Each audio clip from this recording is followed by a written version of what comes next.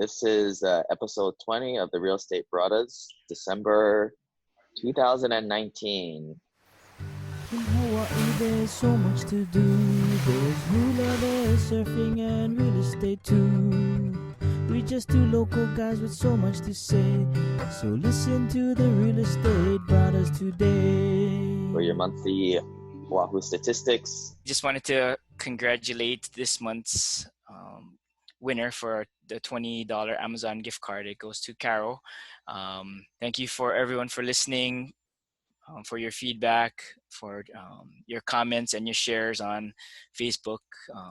Every time you folks watch us, we share and like and make comments. You're entered into a drawing for the month for the $20 Amazon gift card. So keep listening and keep commenting, keep sharing. We appreciate it very much. This month for Oahu statistics for real estate for the month of November 2019 was actually saw the biggest change that we saw was for single family homes. The active listings for the month compared to prior month went down 2.7%, 3%, which is the first time it's gone. We saw a downward movement in active listings. So for, I would say, at least 8 months. So that was pretty interesting change. Everything else was quite similar from prior year. Single family home prices went down 0.3% at 795,000. Median condo prices dropped 1.2% at 415,000. Not much change. Closed sales though actually bumped up for single families, bumped up 11% at 320 closed sales, and again not much change on the condo townhouses at 434. Days on market, we're still seeing days on market for both single family and condos under the 30-day mark. So again, the biggest change that I saw compared to prior year was the active listings going down for single family by 3%. And a lot of that can be attributed to the fact that this inventory came on market for single families, and that coupled with the increase in closed sales made the active listings drop. But that was, in my mind, if you're trying to compare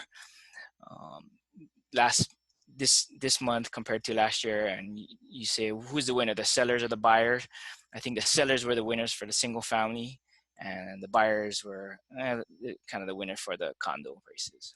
So is everybody just hiding out till January for now, you think? Well, see, again, like I said, that single family uptick at 11%,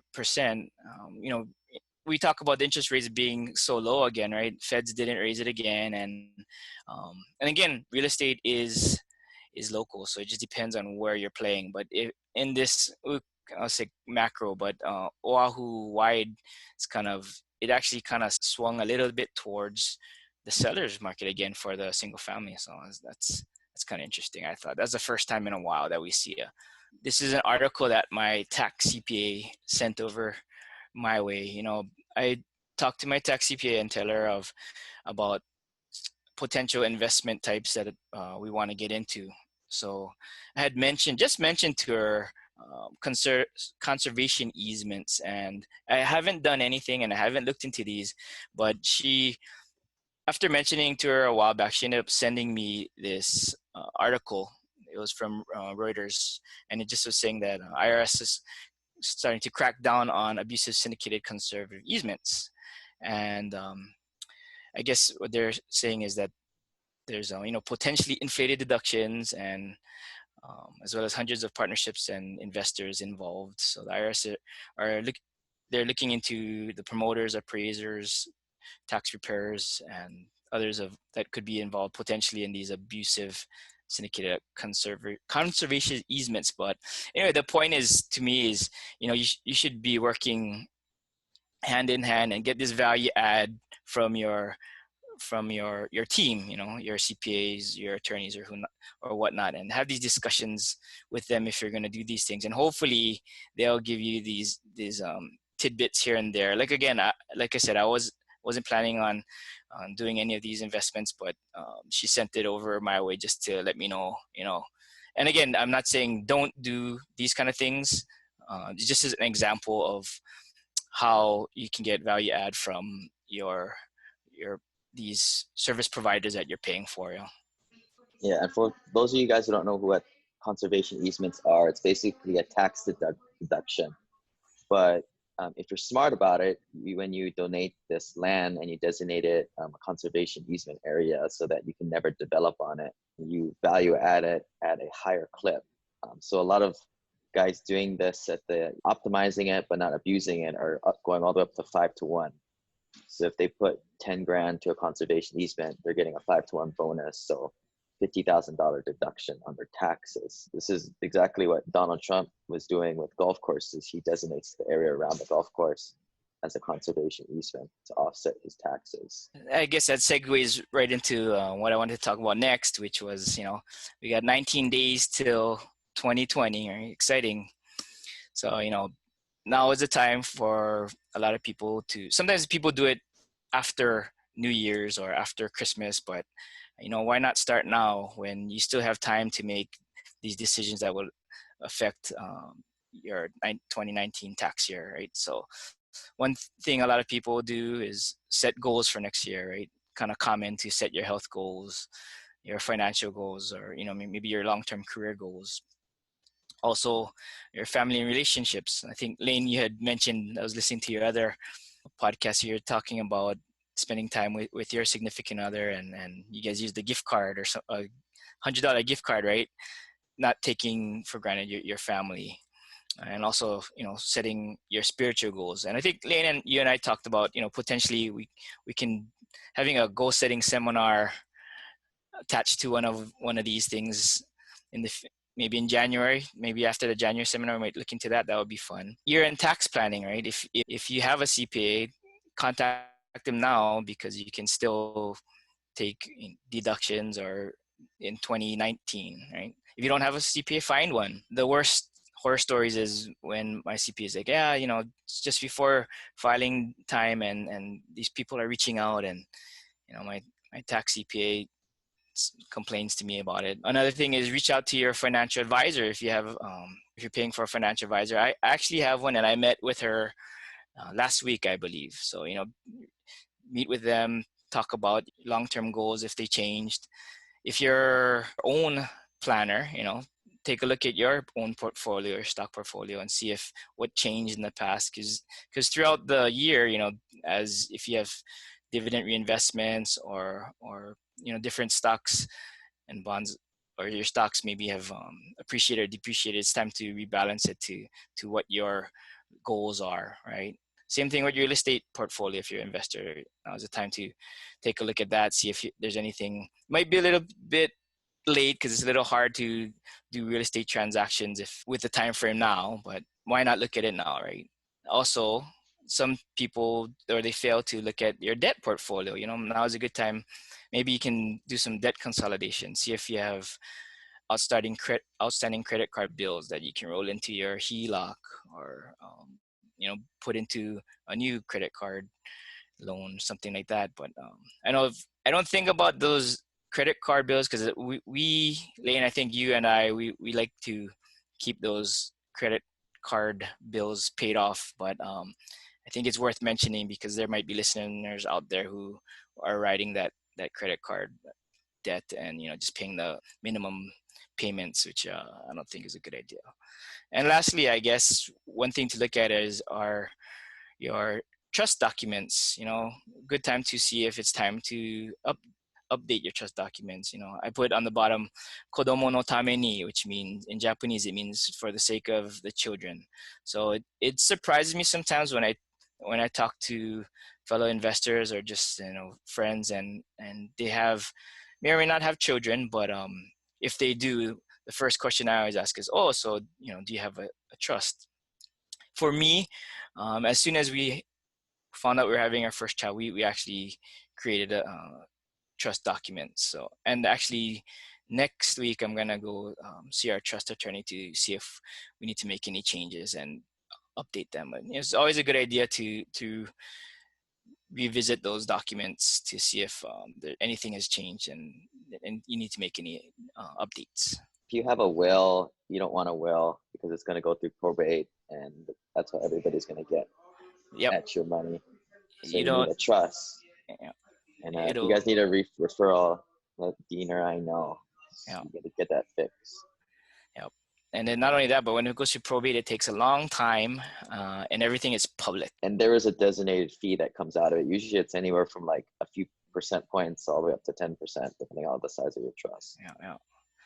And then talking about year-end stuff, this is the time where I figure out if I want to buy something for my business. Yep, yep. And make it the expense now. If you guys haven't checked out more mainland investing, check out my podcast, simplepassivecashflow.com. I wrote some new articles this month. One of us on, a lot of my investors are having trouble talking to their significant other who may not be on board with alternative investing or investing in things other than the 401k or the stock market, which I kind of tend to stay away from due to fees and I can't control it. So I wrote this article, simplepassivecashflow.com/spouse. And this is a guy who was wearing his heart rate monitor and he got fired this day. So this was kind of tracking the day how his heartbeat would go up and down. And how he probably had to go and tell his spouse he got fired. But don't let this be you. Right? Multiple streams of income instead of just your job. Or any correlation with, how many times your heartbeat goes up that high, if it takes anything, take days away from your life and your lifespan. What I noticed, like investors, they'll come to our meeting and they won't come for like 6 months because they got accustomed to that new pain set. Sometimes they'll get a scare at work, or people will have a new kid and then they'll want to change something in their lifestyle. Yep. But then after a few months, the motivation is gone. It's the new status quo. So we talked a little bit about legal earlier. I'm creating a legal guide of all the notes that I've been collecting over the last few years at simplepassivecashflow.com/legal if you guys like to take a look at that. Headlines that I've been collecting over the last month. So Apple commits $2.5 billion towards California housing crisis. What they're going to do is going to commit $2.5 billion towards the efforts to solve the lack of housing and affordable housing in the Golden State. As we all know, it's cost an arm and a leg to live out there due to the high-tech jobs. And it sounds all fine and very charitable, but I used to work for a city, and this is sort of the negotiations that happen behind the scenes with municipalities and businesses to get what they want and permit what they want. So rent growth is something I check. I don't really check housing prices. I look at rent growth because it is a true indicator of what are people paying who aren't speculative and who are not like looking to get emotional with their home price. People who rent are doing out of necessity, and here the national average is going up 3.2% per year. You can see some other markets on here that are going up. So the highest ones are Phoenix and Las Vegas, which really no surprise. Those are the ones that pop the biggest and they also bomb the biggest in a recession. Is it because you look at these because these are the numbers that would affect your margins in the long run rather than residential comps going up? Yeah, I mean, residential, people buying houses, I see it as more of an emotional buy, where this is really what is, people are paying for value here, right? Yeah. Headline here, Class B and C investors circling secondary and tertiary markets. So Class B and C properties are properties that are built probably in the 1950s all the way to the 1990s. These are not the new luxury, cool, sexy new builds out there. This is the renter by necessity group that probably you lived at one time, right, Dean? Yep. Maybe in the college days, or Yep. when you didn't have money, all the money you wanted. So what they're saying are a lot of investors are starting to come on over to this type of investing and circling the secondary and tertiary markets, which Hawaii is a primary market, just like California and New York. So they're going after secondary markets, like a lot of the places that Dean and I invest in, and also tertiary markets like a Huntsville or a Waco, Texas, for example. Yeah. I think you got to start looking to the tertiary. I feel like the secondary is kind of getting tapped out. Right. Yeah. Like some markets like Birmingham, Atlanta, Indianapolis, Kansas City, Yeah. Memphis. Yeah, it's all been picked over since 2012 by now.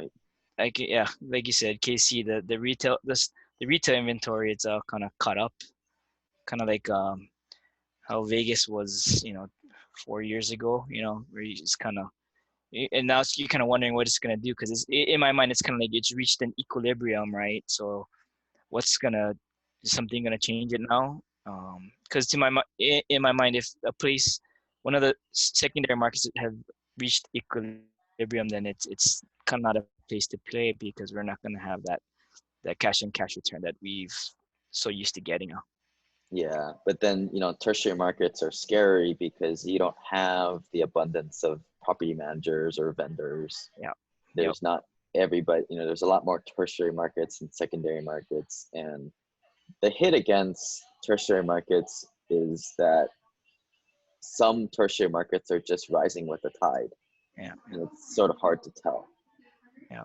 And it's a good point too about, like you said, finding good vendors there, because I've talked to turnkey providers who made attempts to in start up in tertiary markets, and they had mentioned to me that after a year they actually backed out because they couldn't find quality vendors to help them through the turnkey process, and so they had to actually back up and move back to those secondary markets.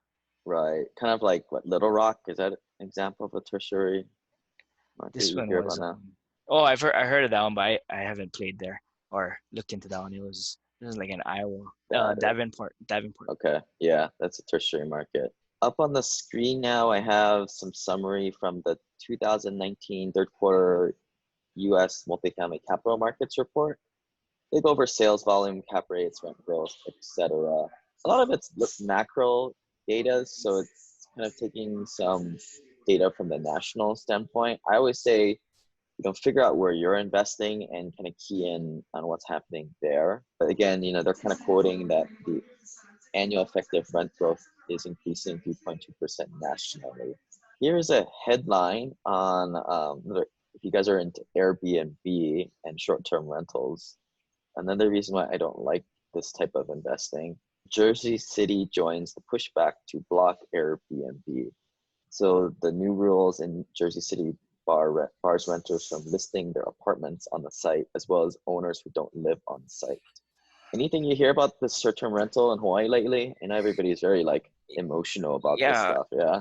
I've been staying away, and like you said, even at our last meetup in November, we had a bunch of questions, right? I think, Lane, and there was some discussion, but for me, I'm staying away. The junk thing is it wasn't Oahu or the Hawaii laws that affected me. Is actually, the funny thing is the Airbnb laws in Japan is what ended up screwing me up, because I used to rent Airbnb units, or I used to be a client, and in Tokyo every year I'd stay in an Airbnb, and they got stricter I think a year and a half ago.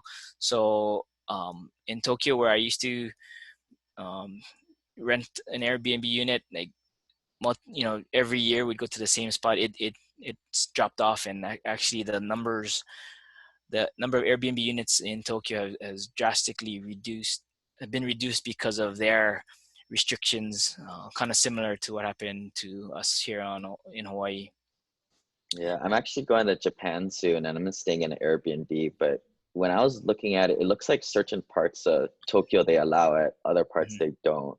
Yeah, it is weird. I'm not too sure how and honestly, I'm not. Yeah, I wasn't tracking why, but I think the other residents are getting mad because people from all around the country weren't following. Japan is very strict and set in their ways, and you need to follow the rules, right? They're very regimented, and when the foreigners come there and they don't sort their trash properly, because it's hard to sort your trash there properly according to what their laws are, so that they can recycle. Because I was trying to find a place near one of the smaller train stations that have to deal with leaving Shinjuku and taking 15 minutes every time. Yeah, you can't find anything around those areas. So stick with the basics. So here I put these everybody likes these maps where it's like I have the top 10 happiest cities, which is Miami, Oakland, Austin, San Jose, Philadelphia, Los Angeles, Boston, Honolulu, Hawaii, Oh. Mhm. Portland, San Diego. Those are again the top 10 happiest cities. How they came up with that, I have no idea. But people tend to like these, so I put this in here. Also have America's top 10 most dynamic cities, Ooh. which is San Francisco, Seattle, Denver, Aurora, Colorado, Grand Prairie, Texas, Oakland, Fort Worth, Texas, San Jose, California, Atlanta, and Miami, Florida. Huh. Don't Interesting. know what that means, but you're on that list. Congratulations. But getting back to more real news, multi-housing news says multifamily rents rise as vacancy tightens. So vacancy and rents are sort of correlated inversely. So if you have, let me see that more clearly. If you have more vacancy, that means you have less demand. If your occupancy gets higher, then your rents should rise too. Here they're quoting them 3.3% year over year, which is pretty much the same what we've been saying in the last other couple articles. So it's consistent.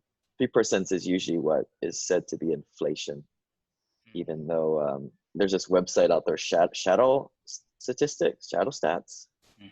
but they basically say that all the government statistics on inflation are bogus. Check it out for yourself. Decipher the real news from the fake. China trade deal. You interested about this, Dean? Don't care. we it comes up every once in a while, huh? Yeah, it's been a while. But this kind of affects the home loans. So earlier in November, the home loans were starting higher, but it was kind of saved earlier in the month because of a suggesting of a phase one trade deal signing.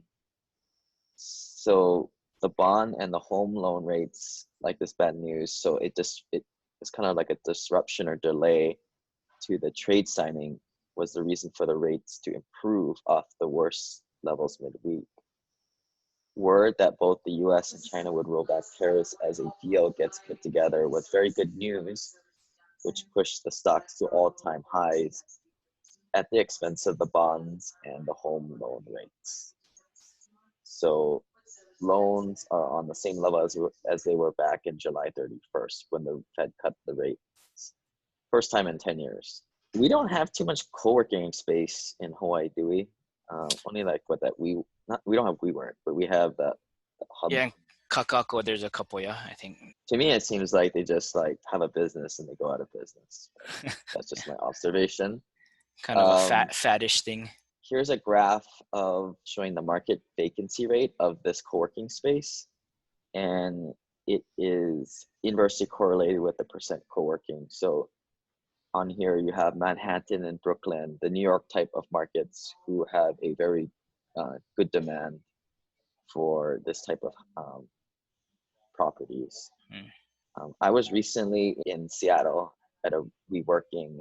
WeWork is this big company that they had a vision of pushing forward all this co-working space backed by a lot of venture capital. Now, venture capital can push you forward and propel your business even though your business doesn't make any money. Probably about a month ago where they realized they weren't making any money and then another bank, SoftBank, kind of bailed them out again. Sounds like it's just kind of putting gas into a broken car. CNBC says that more than half of the world's richest investors see a big market drop in 2020. Oh, interesting. So they surveyed the unfathomable number of 3,400 high net worth investors, which is not that many people. So I would throw the survey out immediately. But they interviewed at least people with at least $1 million in investable assets. Again, take it for what it's worth, but they found that 55% of the respondents expect a significant drop in the market. And the super rich have invested their cash holdings up to 25% of their average assets. So I found that interesting. Supposedly higher net worth people, that they're still 75% invested in the game. I mean, I don't know what your theory is on how much cash you hold, but I see a lot of people who don't have as much money hoarding a lot more cash and not doing anything, which might be partly the reason why they're not over $1 million net worth. So that was just an observation I had. Because it's the ones that are not there that actually we need our money working for us. Right. Yeah. I mean, I've talked to a lot of guys who run blind pool funds, and I always ask like, "Hey, what's your philosophy on like how much cash you want to have on hand?" And they're usually in, under 15% range. You gotta be in the game. But that's why you invest in cash flow stuff. Yeah, 25% seems really high, especially if you're, I mean, even like accredited or just barely accredited. Yeah, 25% out of the game sounds pretty high. Well, I mean, but when you include the equity in your house, that's I consider. Oh, I don't know what their metrics were, but I consider that as cash. It's dead, that's true. dead Okay. lazy equity, right? So if you're $1 million net worth and 600 of it is stuck in your house, then I would consider you 60% cash. Okay. So in that case, in a place where like Honolulu in Hawaii, places where the real estate is so expensive, then that percentage is actually going to be really high, with, a lot of people's wealth in their homes, Right, which is the exact opposite of what the pros are doing. Right. The pros are still in the game. We had a question going back to the last slide. Question is, are HELOCs considered as cash? I guess in my opinion, I do. I mean, if you have a HELOC and it's not being used, then it's sort of liquid, Ooh, that's a interesting one. right? I mean, a HELOC is just like equity in your house. Yeah. To me, it's liquidity. Yeah. Liquidity is cash. I mean, It's something you can tap into to. yeah, within 5 to 10 days, you can get at that liquidity. To me, it's Yeah. cash. I mean, by accounting standards, I don't think it's considered cash. It's just available debt to tap into, available funds. And like you said, it's like equity. It's a way to access the equity in your home that you wouldn't be able to with other means, right? That's a tool to be able to access the equity in your house. Yeah, yeah. I mean, you're right. Like an accountant would call it not equity or not liquidity or cash, but the accountant's also got to go to work tomorrow, right? And, but uh, an investor who knows how to effectively flex their cash, like to them, they see liquidity as cash, just the same. I mean, is cash value in my life insurance policy that I can get at tomorrow? Cash? No, but it's sure thing close. Yeah. That's Hawaii, right? I mean, very fiscally conservative, which may or may not be the best thing for financial well-being. Here is a chart for showing the household debt.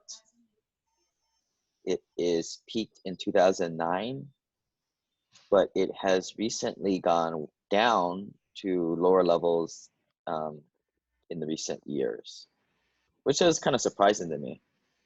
Yeah, it's saying that the average household they're about 75% now, where in the peak they were almost 100%.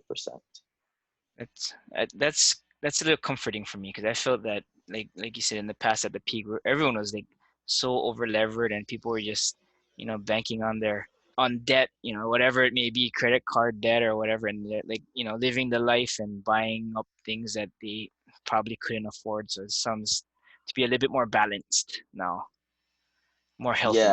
Yeah, and that makes sense, right? Because in the peak they were saying that household debt was almost 100%. But I felt like the U.S. citizens were kind of at one point spending on all these kind of frivolous things and just living the gluttonous life, and we looked upon by other countries and like, oh, what are these Americans doing? I read this book and they call this the Great Forgetting, but every like 12 to 20 years, you completely forget how it was in 2000, right? I mean, look, like you said, 19 days, it's going to be 2020. A lot of people have forgotten how life was in 2009 or 2000. Yeah. I mean, millennials like to drink beer because it's cheap, yeah. They don't, and it's changed cultures. The orange line here is the corporate debt, and that is at new highs. It's even higher than it is in 2009. And I think we've been talking about what Forever 21 closing, Yeah, I think and there was another store that was similar, and they cited corporate debt as the the debt restructuring. Yeah. That yeah. was last month. I don't really understand that at all, but I mean I get what corporate debt is, but I don't understand why. I guess you don't really need to know everything. But we were talking about the tertiary market. So here, Hillwood to develop a 1 million square foot Amazon fulfillment center in North Mississippi. I just threw this article in here because these are the things you have to look for when you're investing. I would call this more of like, I don't know what a smaller than a tertiary market is, but quaternary, or I don't know, tertiary, some people say, but these are some of the markets you need to kind of look in, turn rocks that haven't been turned before. You run into this EB5 thing. I know a lot of people in gateway towns like Seattle or Hawaii. We get a lot of international people. It's a system to you want to come join the country. You're paying for your to become a citizen. Is that the one? Yeah, you pay to play. Okay. So they want you to put money into some kind of like economically good thing for the United States. Which, I don't know how I feel about that. I don't really care, but it is what it is. So you can be a U.S. citizen if you invest 900,000, and then the standard. Oh, is it that much? Okay, I thought it was less, but yeah, okay. Oh, it's a lot of money. Yeah. Thankfully, we're already here. So it's like paying to get fast track to get your black belt in karate. Yeah, it's like on a way more expensive level. It's like clear going through TSA. Oh, there's another one. There you go. Amazing things that money does. Yeah, I'm agnostic on that one. Top 20 fastest growing luxury markets. Honolulu, Hawaii is number 4 on the list. The high end, right? That's the trouble about Hawaii, right? A lot of locals on the bottom, and a lot of high end international money coming in. Not too many people in the middle. I put this in for Hawaii people. So Louis Vuitton, they acquired Tiffany, the jewelry company. I thought Tiffany was owned by Warren Buffett, but anyway, Louis Vuitton now owns them. And how this ties into Hawaii, if you go in Waikiki on Kalakaua Avenue, there's at that corner, you got the Quicksilver and the First Hawaii Bank. Mm-hmm. Louis Vuitton, shortly after, actually it was the same day, they acquired Tiffany.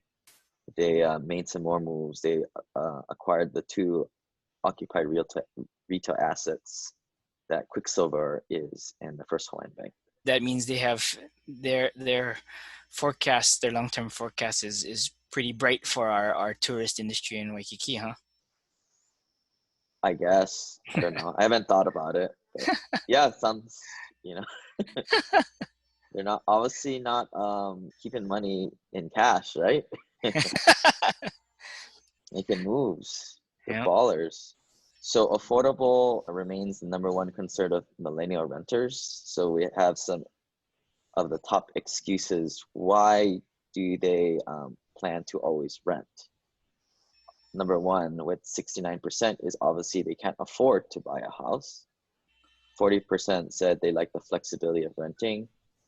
37% they prefer to avoid the maintenance and other added costs, which I am a big proponent to not purchasing your home in Hawaii.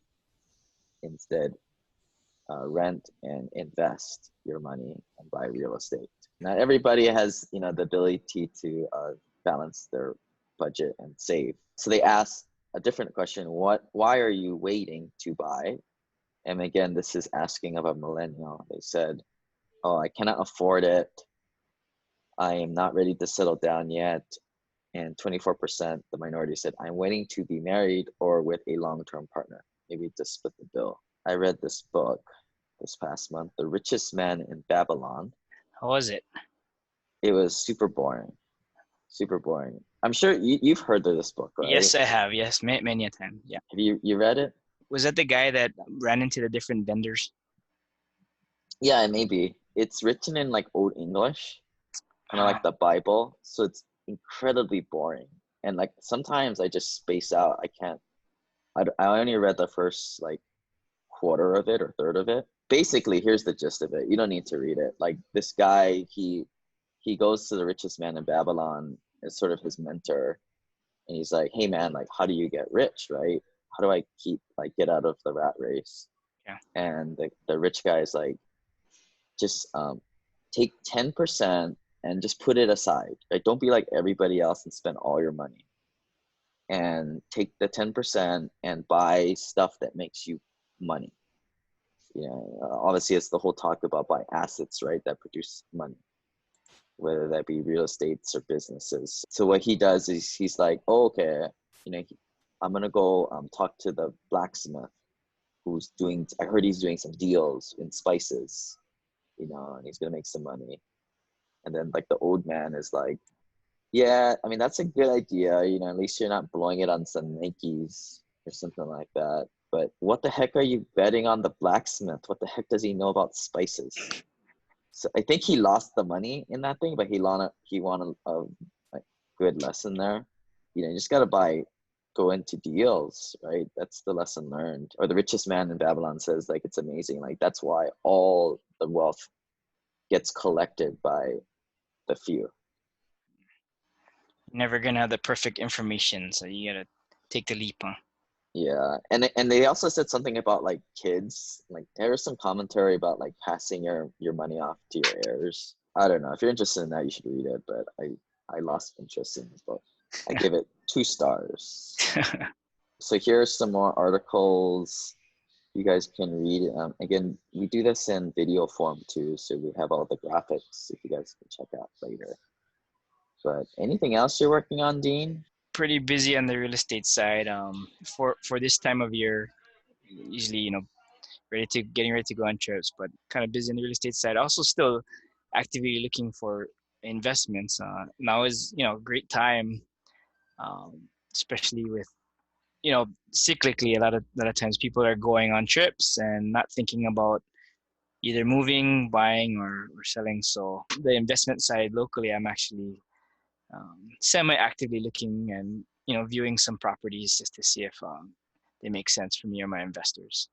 What, like local stuff? Yeah, local stuff. More on the west side to try to attempt to get more of a cash flow play. Here's the legal disclaimer, guys. You guys can read it. And we'll catch you guys next time.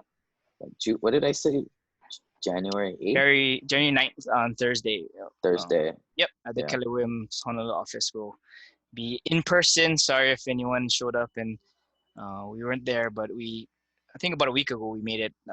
We said that we would not be in person, right, for today's meeting.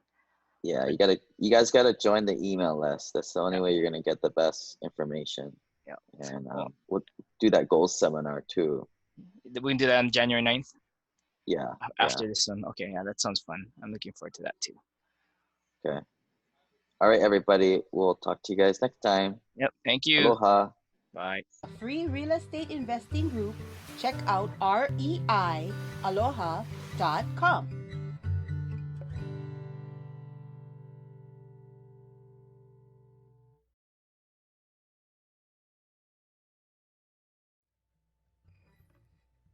We're just 2 local guys with so much to say. So listen to the Real Estate Braddahs today.